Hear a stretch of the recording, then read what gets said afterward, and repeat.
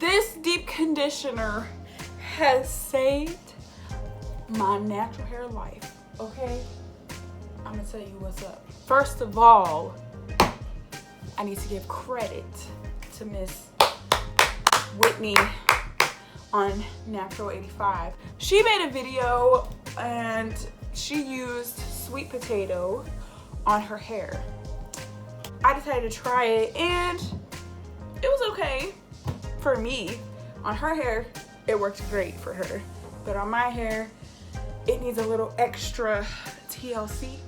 So I added a little bit of stuff to it, and this concoction has made my hair soft, makes it so that it stays moisturized longer, makes it so that, you know, when you're doing your hair and like it starts getting dry as you're doing it.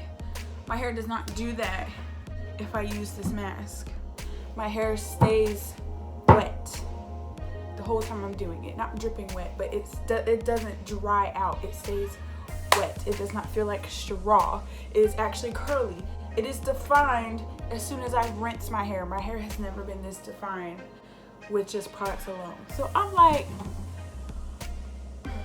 I'm about to show you what it is, because all you need is 3 things food-wise, and that's sweet potato, avocado, nice and fatty, and a banana, which is actually richer in antioxidants the more ripe it is.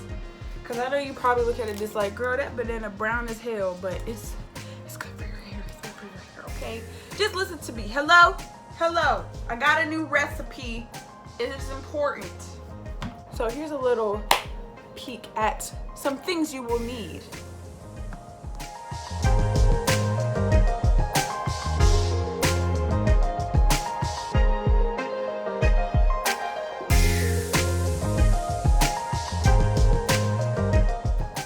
So first you're gonna need to cook your little sweet potato. You can bake it or steam it. Those are 2 ways that you can make your potato while keeping the nutrients intact. How I steam my potato might be a little extra, but okay, here's how I do that. Water. Now, take one of these metal strainers. You can use them to cook crab legs, steam shrimp, steam broccoli, all this kind of stuff. So I just set it in my pot like that because it conveniently fits. And then you get yourself some aluminum foil, okay? And your potato here. Go ahead and wrap this bad boy up.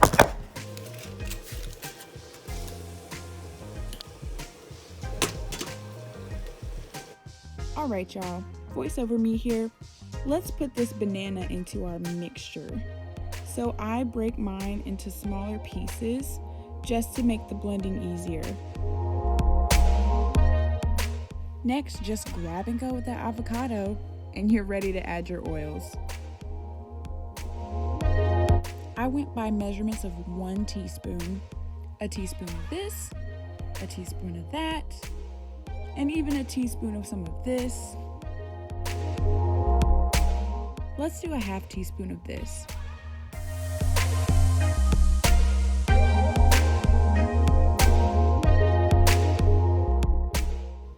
And 2 teaspoons of this. And last but not least, 3 drops of this. Depending on the size of your sweet potato, you should let it steam for about 35 to 45 minutes.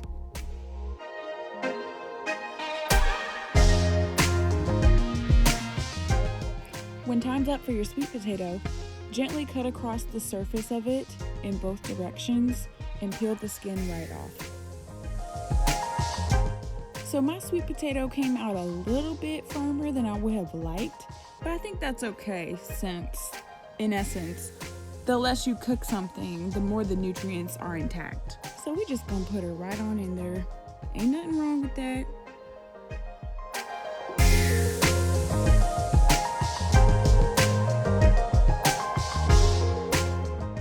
And now just add water. but make sure it's distilled because you don't want any hard minerals or anything in it. A good booster to this would be coconut water or aloe vera juice. Then you can blend to your heart's desire until you get a nice, smooth, creamy mixture.